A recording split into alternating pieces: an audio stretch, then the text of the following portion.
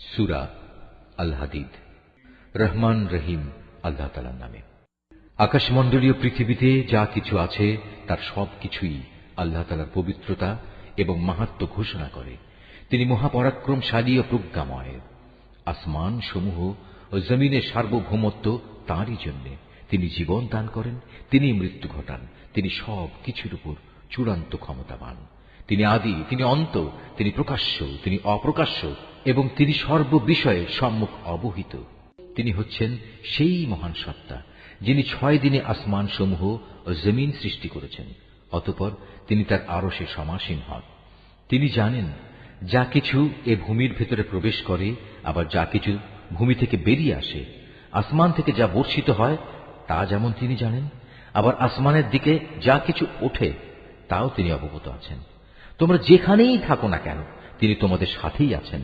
তোমরা যা কিছু করছো আল্লাহ তাআলা তার সব কিছুই দেখছেন। আসমান সমূহ ও জমিনের সার্বভৌমত্ব তার জন্য, কারণ প্রতিটি বিষয় তার দিকেই ফিরিয়ে নেওয়া হবে। তিনি রাতকে মিশিয়ে দেন দিনের সাথে, আবার দিনকে মিশিয়ে দেন রাতের সাথে। তিনি মনের কোণে লুকিয়ে থাকা বিষয় সম্পর্কেও সম্যক অবগত রয়েছেন। হে মানুষ, তোমরা ঈমান আনো আল্লাহ তাআলা ও তার রাসূলের উপর। আল্লাহ তাআলা তোমাদের যে সম্পদের অধিকারী বানিয়েছেন তা থেকে তাঁরই পথে তোমরা ব্যয় করো। অতঃপর তোমাদের মধ্যে যারা ঈমান আনবে এবং আল্লাহর নির্ধারিত পথে অর্থ ব্যয় করবে, জেনে রেখো তাদের জন্য রয়েছে এক মহা পুরস্কার। তোমাদের একই হলো, তোমরা কেন আল্লাহর উপর ঈমান আনছো না? বিশেষ করে যখন স্বয়ং আল্লাহর রাসূল তোমাদের ডাক দিয়ে বলছেন তোমরা তোমাদের মালিকের উপর ঈমান আনো, এবং তিনি তো এ মর্মে তোমাদের কাছ থেকে প্রতিশ্রুতিও আদায় করে নিয়েছিলেন। যদি তোমরা সত্যি ঈমানদার হও তাহলে সেই প্রতিশ্রুতি স্মরণ করো। তিনি সে মহান সত্তা যিনি তার বান্দার উপর সুস্পষ্ট আয়াত নাজিল করেছেন, যেন তিনি তোমাদের জাহেলিয়াতের অন্ধকার থেকে ঈমানের আলোর দিকে বের করে নিতে পারেন। আল্লাহ তাআলা সত্যি তোমাদের প্রতি পরম দয়ালু ও একান্ত করুণাময়। তোমাদের একই হলো, তোমরা কেন আল্লাহর পথে অর্থ ব্যয় করতে চাও না? অথচ আসমান সমূহ ও জমিনের সব কিছুর মালিকানা এক আল্লাহ তাআলার জন্যই। তোমাদের মধ্যে তারা কখনো একই রকম মর্যাদার অধিকারী হবে না যারা বিজয় সাধিত হওয়ার আগে আল্লাহর পথে ব্যয় করেছে এবং ময়দানে সংগ্রাম করেছে। তাদের মর্যাদা ওদের তুলনায় অনেক বেশি যারা বিজয় সাধিত হবার পর আল্লাহর পথে অর্থ ব্যয় করেছে এবং জিহাদে অংশগ্রহণ করেছে। অবশ্য আল্লাহ তাআলা এদের সবাইকেই উত্তম পুরস্কার প্রদানের ওয়াদা দিয়েছেন। মূলত তোমরা যা কিছুই করো আল্লাহ তাআলা সে সম্পর্কে পূর্ণাঙ্গভাবে জ্ঞাত রয়েছেন। কি আছে যে ব্যক্তি আল্লাহকে ঋণ দেবে, এমন উত্তম ঋণ যার বিনিময়ে আল্লাহ তাআলা পরকালে তাকে কয়েক গুণ বাড়িয়ে দেবেন এবং তার জন্য থাকবে আরো বড় ধরনের পুরস্কার। যেদিন তুমি ঈমানদার পুরুষ ও ঈমানদার মহিলাদের এগিয়ে যেতে দেখতে পাবে, দেখবে তাদের সামনে দিয়ে এবং তাদের ডান পাশ দিয়ে নূরের এক জ্যোতিও এগিয়ে চলছে। এ সময় তাদের উদ্দেশ্যে বলা হবে, আজ সুসংবাদ তোমাদের জন্য। আর সে সুসংবাদ হচ্ছে জান্নাতের, যার পাদদেশ দিয়ে সুপেয় ঝর্ণাধারা বইতে থাকবে। সেখানে তোমরা অবস্থান করবে অনন্তকাল ধরে। আর এটা হচ্ছে চরম সাফল্য। সেদিন মুনাফিক পুরুষ ও মুনাফিক নারীরা ঈমানদারদের বলবে, তোমরা আমাদের দিকে একটু তাকাও, যাতে করে আমরাও তোমাদের নূর থেকে কিছুটা হলেও আলো গ্রহণ করতে পারি। তাদের বলা হবে, তোমরা আজ পেছনে ফিরে যাও এবং পারলে সেখানে গিয়ে আলোর সন্ধান করো। অতঃপর এদের উভয়ের মাঝখানে একটি প্রাচীর দাঁড় করিয়ে দেয়া হবে। এতে একটি দরজাও থাকবে, যার ভেতরের অংশে থাকবে আল্লাহর রহমত, আর তার বাইরের দিকে থাকবে ভয়াবহ আযাব। তখন মুনাফিক দল ঈমানদারদের ডেকে বলবে, আমরা কি দুনিয়ার জীবনে তোমাদের সাথে ছিলাম না? তারা বলবে, হ্যাঁ, অবশ্যই ছিলে। তবে তোমরা নিজেরাই নিজেদের গোমরাহির বিপদে বিপদগ্রস্ত করে দিয়েছিলে। তোমরা সব সময় সুযোগের অপেক্ষায় থাকতে, নানা রকমের সন্দেহ পোষণ করতে। আসলে দুনিয়ার মোহ তোমাদের সব সময়ই প্রতারিত করে আসছিল। আর এভাবে একদিন তোমাদের ব্যাপারে আল্লাহর পক্ষ থেকে মৃত্যুর ফয়সালা এসে হাজির হল এবং প্রতারক শয়তান তোমাদের আল্লাহ তাআলা সম্পর্কেও ধোঁকায় ফেলে রেখেছিল। অতঃপর আজ আযাব থেকে বাঁচানোর জন্য তোমাদের কাছ থেকে কোন রকম মুক্তিপণ গ্রহণ করা হবে না, আর না তাদের কাছ থেকে কোন রকম মুক্তিপণ গ্রহণ করা হবে যারা আল্লাহ তাআলাকে অস্বীকার করেছে। আজ তোমাদের উভয়ের ঠিকানা হবে জাহান্নামের আগুন, আর এই আগুনই হবে এখানে তোমাদের একমাত্র সাথী। কত নিকৃষ্ট তোমাদের এই পরিণাম। ঈমানদারদের জন্য এখনো কি সে ক্ষণটি এসে পৌঁছয়নি যে আল্লাহর আযাবের স্মরণে আল্লাহ তাআলা যা কিছু নাজিল করেছেন তার স্মরণে তাদের অন্তরসমূহ বিগলিত হয়ে যাবে এবং সে কখনোই তাদের মতো হবে না যাদের কাছে এর আগে আল্লাহর কিতাব নাজিল করা হয়েছিল। অতঃপর তাদের উপর এক দীর্ঘকাল অতিবাহিত হয়ে গেল, যার ফলে তাদের মনও কঠিন হয়ে গেল। এদের মধ্যে এক বিরাট অংশই নাফরমান থেকে গেল। তোমরা জেনে রেখো, আল্লাহ তাআলাই এ ভূমিকে তার মৃত্যুর পর পুনরায় জীবন দান করেন। অবশ্যই আমি আমার যাবতীয় নিদর্শন তোমাদের জন্য খুলে খুলে বর্ণনা করেছি, যাতে তোমরা অনুধাবন করতে পারো। যেসব পুরুষ ও নারী অকাতরে আল্লাহর পথে দান করে এবং আল্লাহকে উত্তম ঋণ প্রদান করে, তাদের সে ঋণ আল্লাহ তাআলার পক্ষ থেকে বহু গুণ বাড়িয়ে দেওয়া হবে। উপরন্তু তাদের জন্য থাকবে আরো সম্মানজনক পুরস্কার। আর যারা আল্লাহর উপর ঈমান এনেছে তার রাসূলের উপর, তারাই হচ্ছে যথার্থ সত্যবাদী, যারা তাদের মালিকের সামনে সত্যের পক্ষে সাক্ষ্য দান করবে।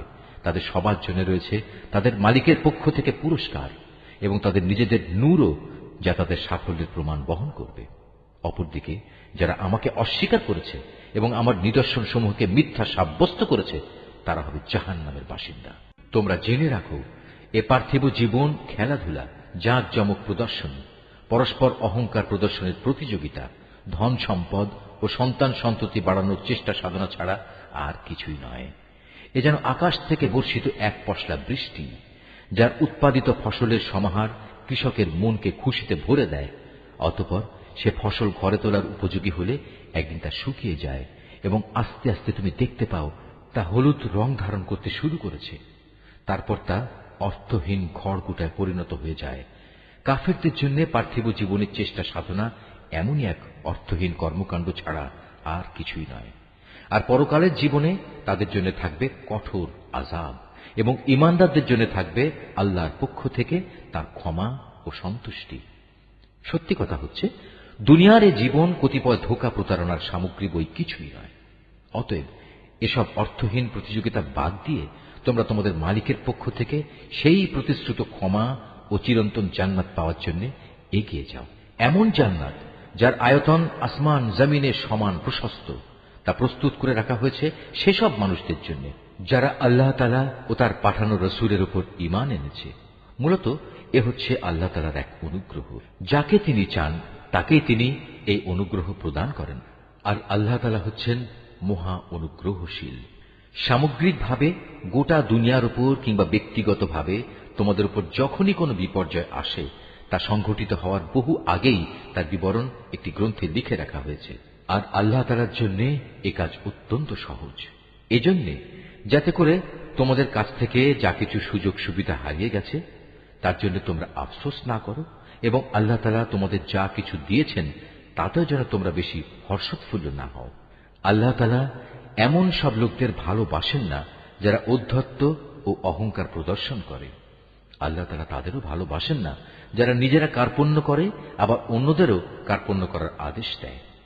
যে ব্যক্তি জেনে বুঝে আল্লাহর হুকুম থেকে মুখ ফিরিয়ে নেয় তার জানা উচিত আল্লাহ তাআলা কারোই মুখাপেক্ষী নন এবং তিনি মহান প্রশংসায় প্রশংসিত।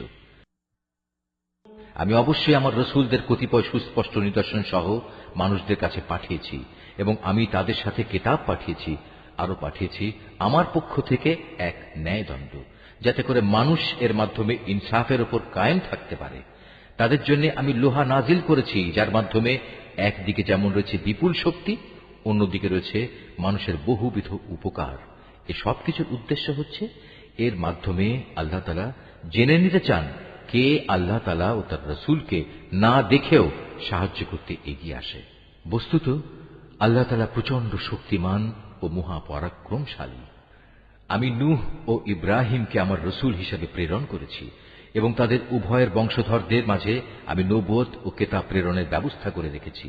অতঃপর তাদের মাঝে কিছু কিছু লোক সঠিক পথ অবলম্বন করেছে। অবশ্য তাদের অধিকাংশ লোকই ছিল নাফরমান। তারপর তাদের বংশে একের পর এক আমি অনেক রাসূলই প্রেরণ করেছি। তাদের পরে এক পর্যায়ে আমি মরিয়ম পুত্র ঈসাকে রাসূল বানিয়ে পাঠিয়েছি এবং তাকে আমি হিদায়াতের গ্রন্থ ইনজিল দান করেছি। এর প্রতিষ্ঠায় যারা তার আনুগত্য করেছে তাদের মনে তার প্রতি দয়া ও করুণা দান করেছি। তার অনুসারীদের অনুসৃত সন্ন্যাসবাদ আসলে তারা নিজেরাই এর উদ্ভব ঘটিয়েছে। আমি কখনো এটা তাদের জন্য নির্ধারণ করিনি। আমি তাদের শুধু বলেছিলাম আল্লাহর সন্তুষ্টি অর্জন করতে। অতঃপর তারা এর যথাযথ হক আদায় করেনি। তারপর তাদের মধ্যে যারা ঈমান এনেছে তাদের আমি যথার্থ পুরস্কারই দিয়েছি, কিন্তু তাদের অধিকাংশ লোকই ছিল নাফরমান।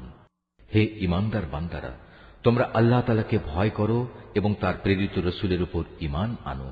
এর ফলে আল্লাহ তাআলা তোমাদের দ্বিগুণ অনুগ্রহে ভূষিত করবেন। তিনি তোমাদের জন্য স্থাপন করবেন সেই আলো যার সাহায্যে তোমরা পথ চলতে সক্ষম হবে। উপরন্তু তিনি তোমাদের যাবতীয় গুনাহ খাতা মাফ করে দেবেন। আল্লাহ তাআলা ক্ষমাশীল ও পরম দয়ালু। আহলে কিতাবরা যেন এই কথাটা ভালো করে জেনে নিতে পারে, আল্লাহ তাআলা সামান্যতম অনুগ্রহের উপরও তাদের কোনো অধিকার নেই। যাবতীয় অনুগ্রহ সে তো সম্পূর্ণ আল্লাহ তাআলারই হাতে। তিনি যাকে ইচ্ছা তাকেই এই অনুগ্রহ দান করেন। মূলত আল্লাহ তাআলা সুমহান অনুগ্রহশীল।